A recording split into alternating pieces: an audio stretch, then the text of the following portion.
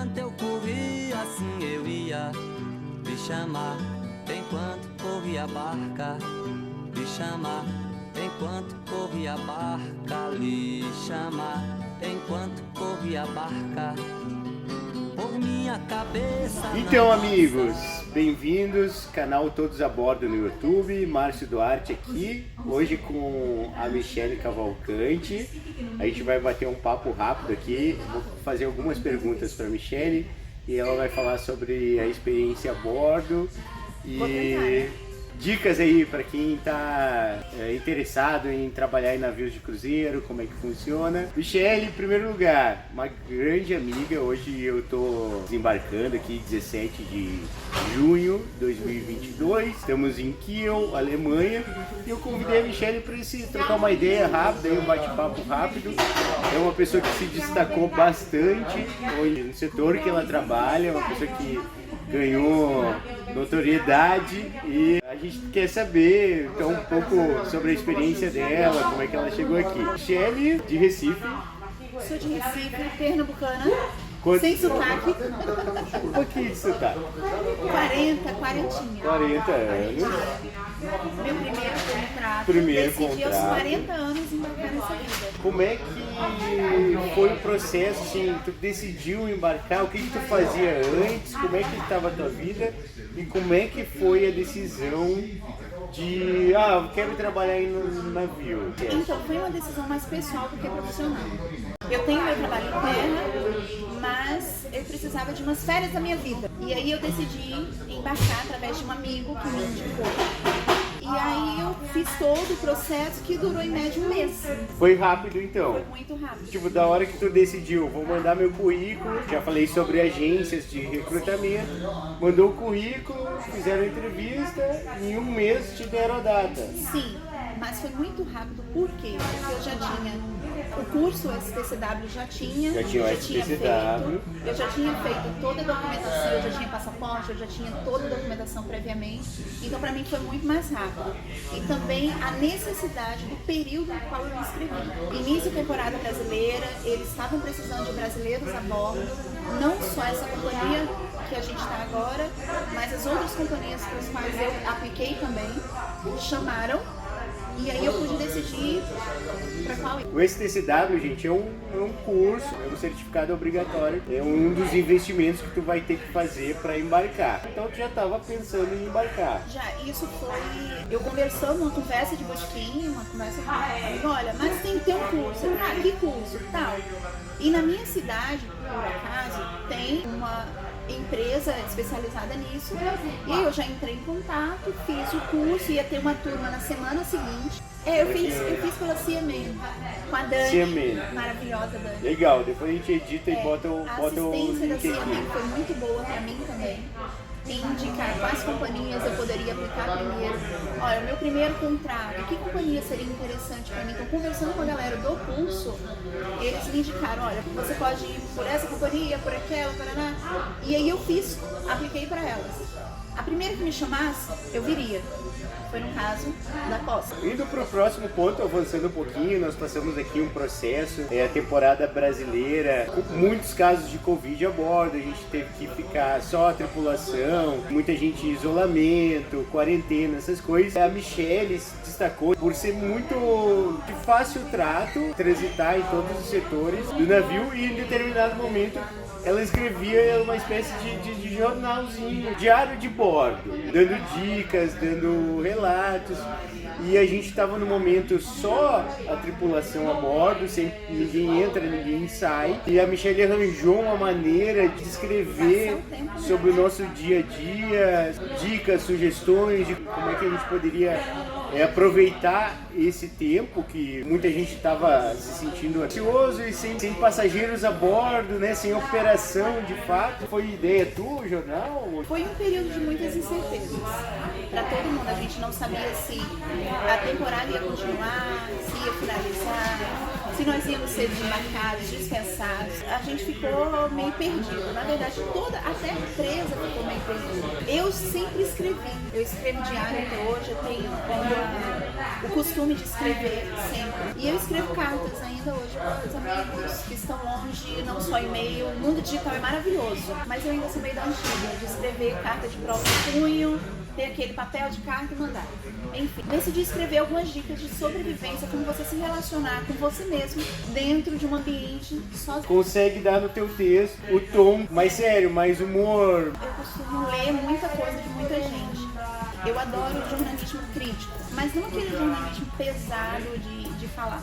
Aquele em que você escreve como se você estivesse falando para alguém. Então a entonação da voz vai através das vírgulas que a gente coloca, vai através dos sinônimos que a gente utiliza, do conhecimento de mundo, de cultura. Então isso é imprimido através do texto. O ponto certo, a vírgula no lugar certo, e você falar no texto escrito como se você estivesse realmente conversando aqui, como eu estou contigo agora. Eu achei super legal. Se um dia a gente puder, a gente vai dar um jeito de ela publicar um livro ou publicar algum trecho para vocês vai terem. render uma história, hein? Né? Eu não sei o que vai ser histórias. dessa aventura. Tinha coisas ali que eu disse, a gente começou a ficar mais amigo. Primeiro, criou uma grande admiração pela pessoa e pelo quem é que escreve esses textos. E aí eu sugeria pra ela, escreve isso, a Rádio Peão tá falando tal coisa. Ela, pô, não é tudo que eu posso publicar. Existe censura, tá? A blog também existe censura. Então, antes da publicação do texto, como era no grupo da empresa, que tava supervisão, tava diretoria e tudo mais, eu pedia sempre autorização. Olha, isso posso? Isso não posso? Ah, depende, como é que você vai falar isso? E aí eu preparava o texto, enviava para o supervisor, que era a supervisora, Michelle, maravilhosa. Deck 4, a gente Deck também 4, já indicou o Deck 4. Maravilhosa. A Michelle lá, para quem... Cursos incríveis. E aí passava por ela. E eu passava por ela, e aí no final de cada gazeta, de cada coluna, né, a gente colocava, olha, a autoria, texto, Michele Cavalcante, coragem de publicar, a Michele Cardoso. Beleza, então para encerrar, tem uma galera no Brasil aí em busca de uma colocação profissional que um pouco se ilude, acha que eu vou trabalhar no navio, eu vou viajar o mundo, eu vou ter o salário em dólar, eu vou trabalhar pouco. Me perguntam muito no canal, no Instagram, no Facebook: Márcio, como é que eu faço para chegar aí? Como tu fez para chegar? Eu já fiz um vídeo falando sobre dicas de aprender inglês, aprender línguas de graça ou gastando pouco. Essa é uma parte essencial para trabalhar no navio, mas além disso, Michele, o que tu tem para dizer para os nossos amigos aqui do nosso canal? Quero trabalhar a bordo. Quais são as tuas dicas e através dessa tua vivência, quantos meses a bordo tu tá? 6 meses. 6 meses a bordo. O que tu tem para dizer para essa galera que nunca teve essa experiência, mas quer chegar a ter? O que tu recomenda para eles? E também falando um pouco sobre esses 6 meses a bordo, o que acrescentou na tua vida? Além do bolso que tá cheio de dinheiro. O que acontece?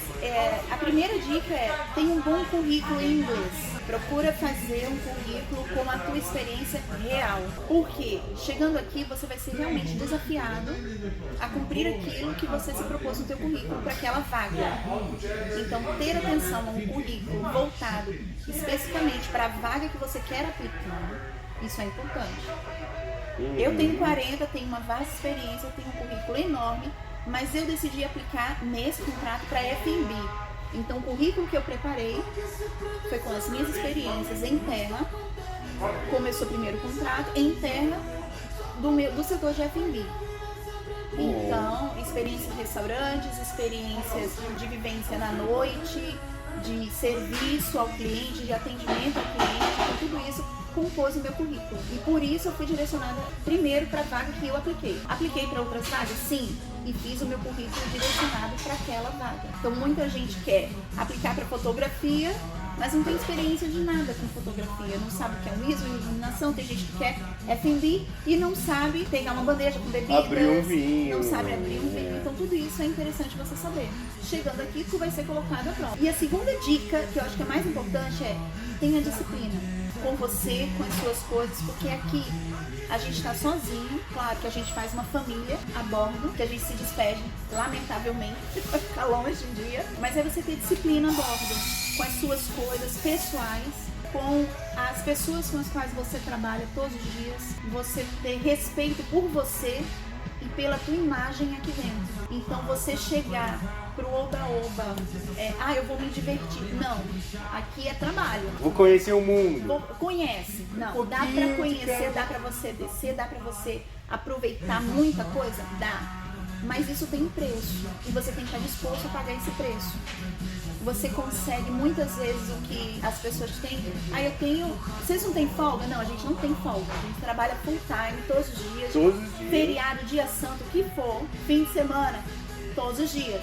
Então nós temos horas de folga. Então se você é disciplinado com o teu horário, é disciplinado com a tua vida, tu consegue um horário bacana para você aproveitar as cidades do Porto, para você conhecer a região, a cultura também.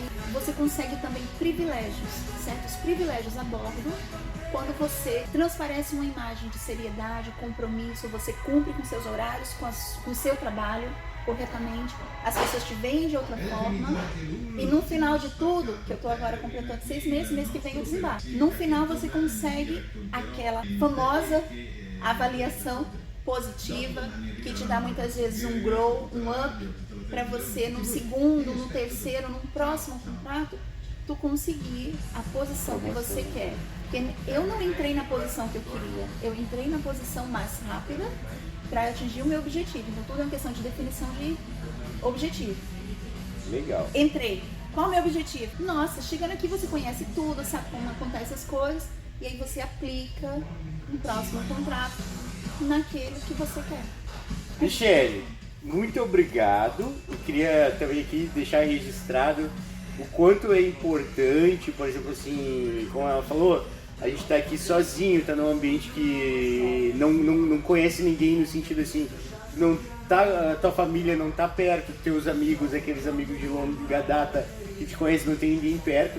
Então a Michele, pra mim, Márcio, foi muito importante, foi e é uma referência de profissionalismo, mas também muito querida, muito amiga. Foi aquele momento, às vezes, que a gente parece que a gente não vai conseguir aguentar, e eu ia lá, cheguei a chorar no ombro dela, poxa, tô mal, não tô com saudade, tô cansado, e ela, não, vai lá, tu aguenta, vamos lá. Então também é importante a gente criar esses laços de amizade, um dar suporte pro outro, pra gente não ficar tão sozinho, apesar de que sempre ela também tem filhas, né? Tem filhos, tem marido, as filhas, marido, então todo mundo sente falta de alguma coisa lá fora, mas aqui dentro a gente cria esses laços. Então tenho certeza e te agradeço por esse depoimento, e certeza que essa é uma amizade que fica pra vida, uma experiência que sempre quando eu lembrar do Costa Diadema, eu lembrar dessa experiência,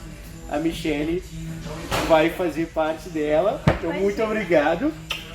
Prazer com você. Tá bom? Esse foi o depoimento da Michele Cavalcante para todos a bordo no YouTube. Dá um like lá.